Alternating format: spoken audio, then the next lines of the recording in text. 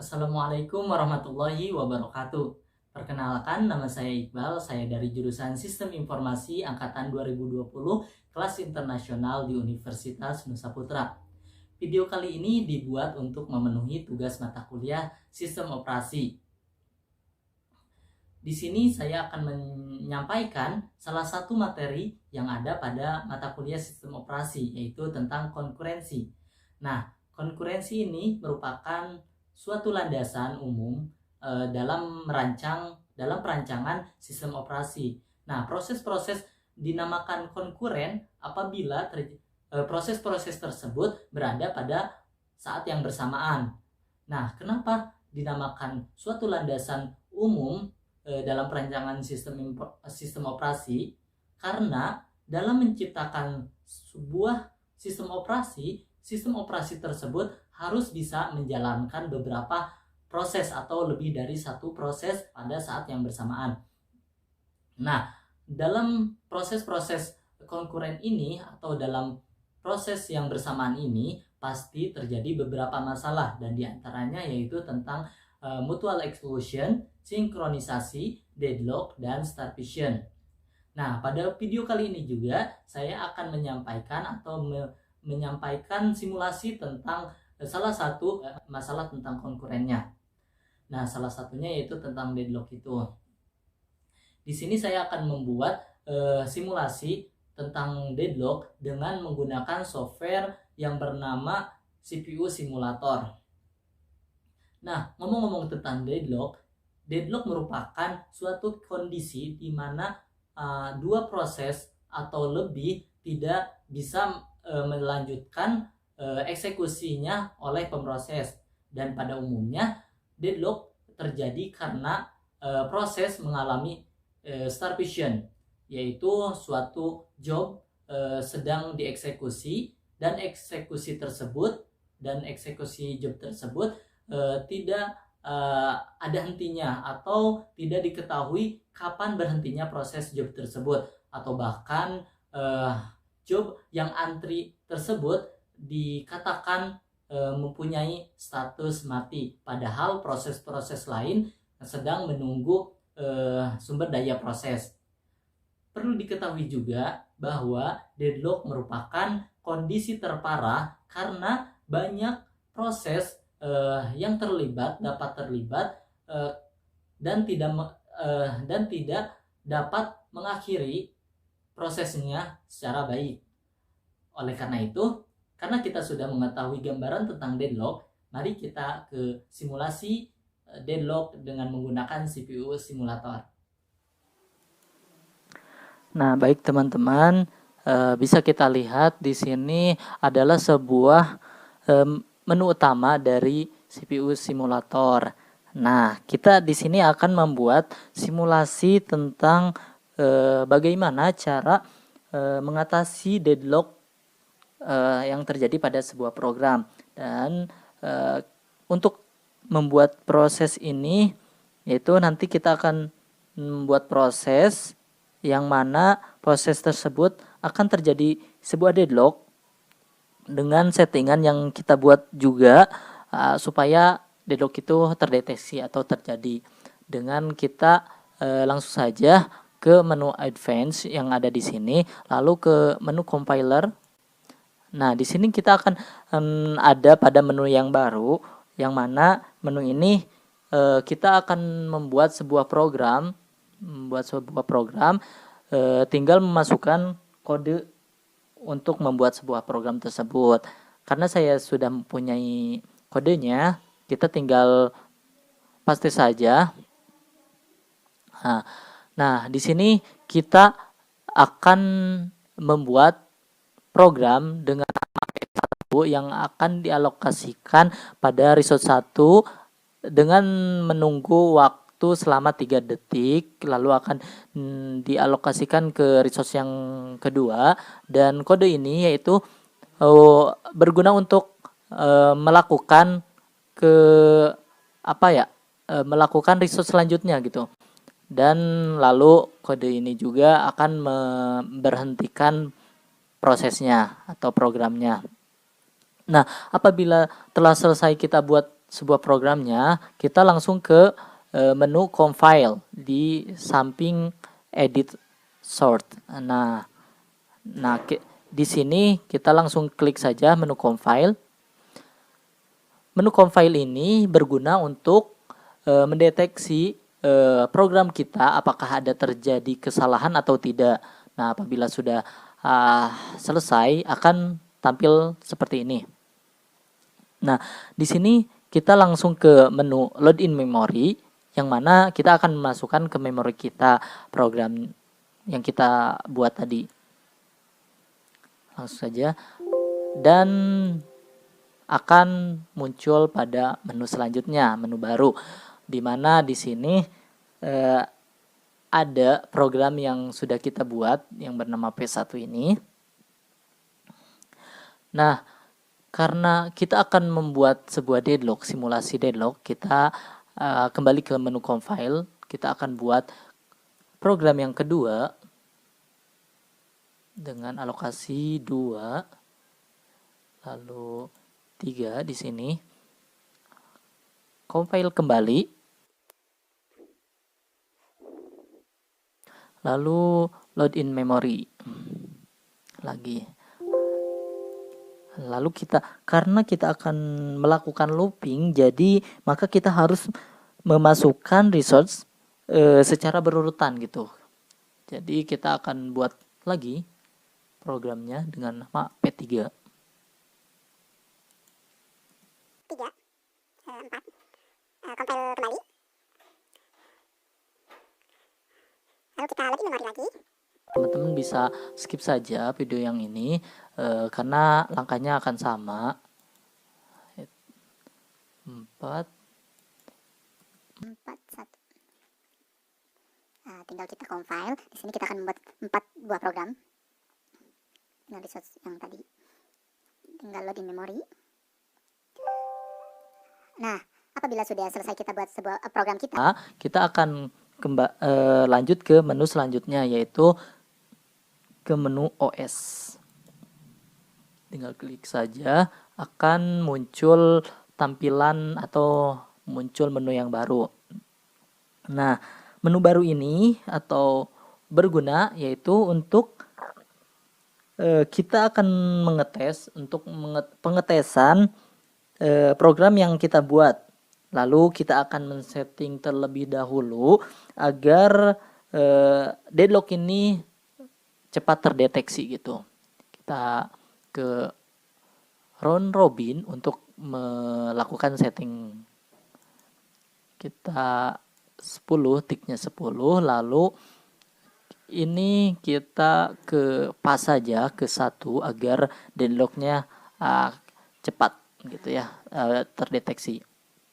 Nah, untuk memonitoring prosesnya kita ke menu views di sini, yaitu kita dapat memonitoring bagaimana proses program kita itu terjadi deadlock atau tidak. Nah, untuk warna hijau di sini yaitu proses sedang berjalan atau berhasil dijalankan.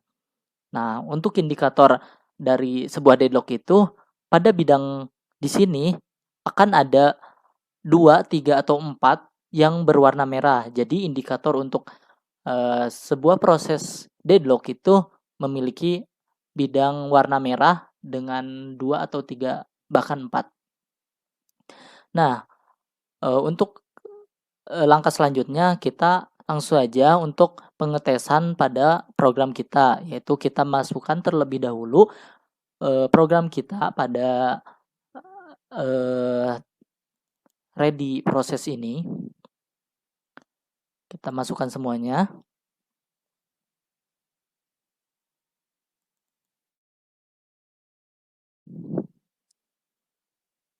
Nah, apabila sudah dimasukkan semuanya, kita langsung saja ke pengetesan, yaitu dengan memulainya atau start saja.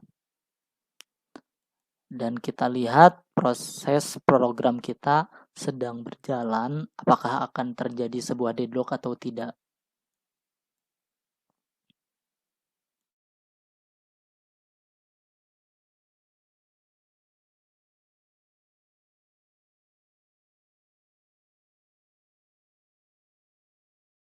Nah, bisa kita lihat di sini kita menemukan sebuah warning, yaitu proses deadlock is detect. Jadi proses program kita terjadi sebuah deadlock. Nah, di sini peran kita untuk mengatasi masalah deadlock itu. Jadi ada beberapa cara untuk mengatasi deadlock itu. Kita mulai untuk cara pertama, yaitu cara manualnya. Langsung saja kita realize pada bidang salah satunya, yaitu kita realize R1 saja. Kita tunggu sampai program ini selesai. Apakah dengan cara merealize salah satu bidang itu terjadi deadlock atau tidak, apakah sudah bisa diatasi atau tidaknya.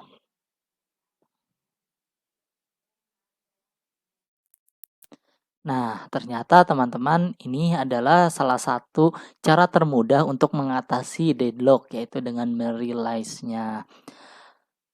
Nah, tapi kita bisa melakukan beberapa cara juga untuk mengatasi deadlock itu. Ada prevent, recover, dan avoid. Jadi ini adalah yang bisa kita lakukan untuk menyelesaikan, mengatasi masalah deadlock. Kita mulai saja untuk prevent, kita mengaktifkan pada disallow hold and wait.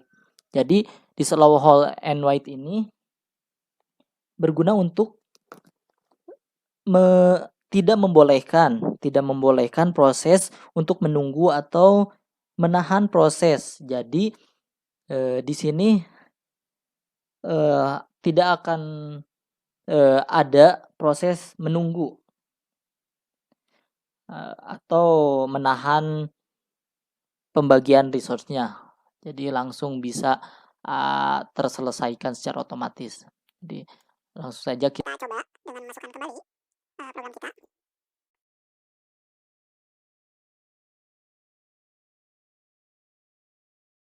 Nah, apabila sudah selesai, langsung kita lihat kembali apakah dengan cara mengaktifkan disallow hold and wait ini bisa mengatasi masalah deadlock ataupun tidak.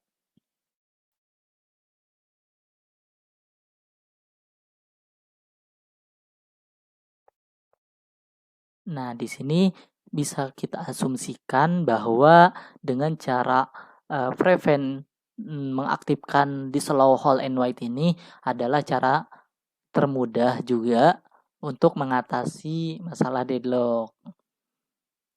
Karena kita sudah lihat di sini tidak ada yang menunggu. Dan programnya berjalan dengan lancar saja.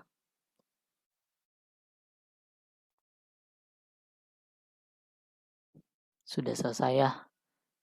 Lalu kita akan mengaktifkan disallow circular wait. Dan apakah dengan mengaktifkan ini akan bisa mengatasi masalah deadlock atau tidak? Kita tidak tahu.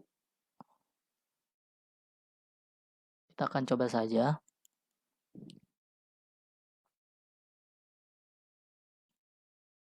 Setelah itu kita coba ke start saja, kita mulai. Maka dengan cara mengaktifkan disallow circular wait ini bisa mengatasi deadlock atau tidaknya. Kita lihat. Sepertinya ini akan terjadi sebuah deadlock ya.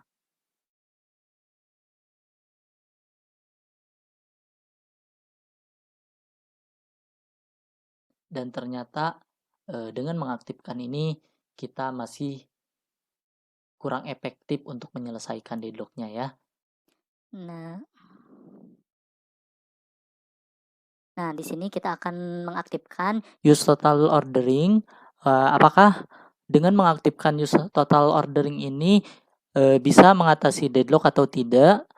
Karena dengan mengaktifkan disallow circular wait tadi itu tidak efektif untuk menyelesaikan masalah deadlock. Nah, kita akan coba untuk yang ini apakah bisa atau tidaknya.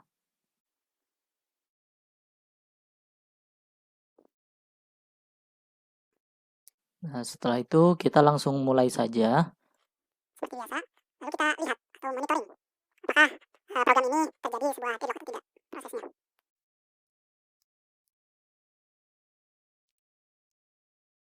Dan ternyata dengan mengaktifkan use total ordering ini ampuh juga untuk mengatasi masalah deadlock. Nah, selanjutnya kita akan coba dengan mengaktifkan recover, yaitu abort process. Abort proses ini yaitu kita akan mematikan program secara otomatis dan akan diurutkan sesuai prioritas.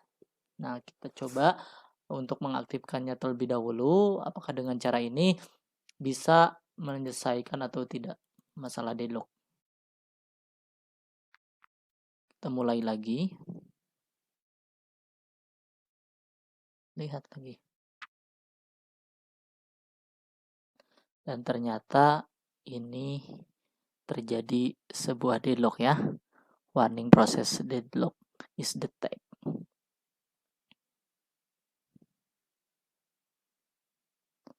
Namun ternyata bisa kita lihat deadlock tersebut bisa diatasi secara otomatis ya.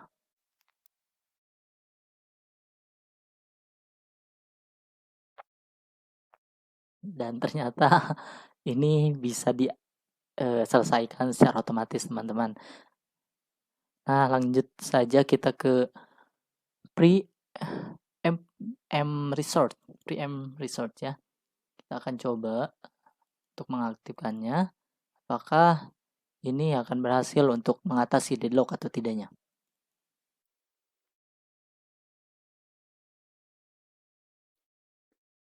Langsung kita mulai kembali prosesnya. Kita lihat.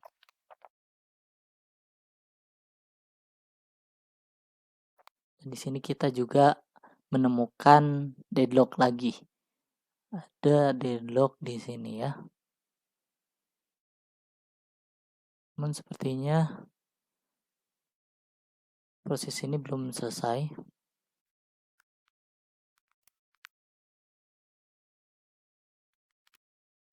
Dan ternyata deadlock bisa diatasi juga secara otomatis dengan mengaktifkan preempt resource ini. Lalu kita akan mencoba mengaktifkan avoid, yaitu tentang enable.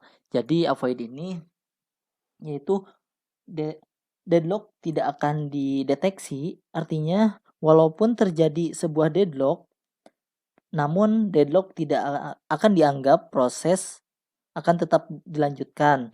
Namun pada prosesnya akan berada pada menu waiting dan deadlock tidak akan dimunculkan, akan tetapi proses tidak dilakukan sama sekali. Jadi proses pada apabila kita mengaktifkan avoid ini, proses itu tidak akan dilanjutkan atau dilakukan secara sama sekali. Jadi meskipun terdapat deadlock tapi tidak akan dimunculkan gitu ya. Kita akan coba.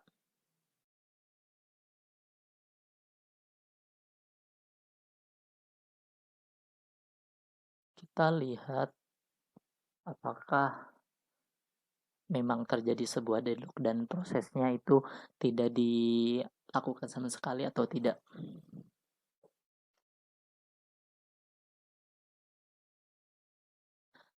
Dan ternyata teman-teman di sini kita menampilkan deadlock ya.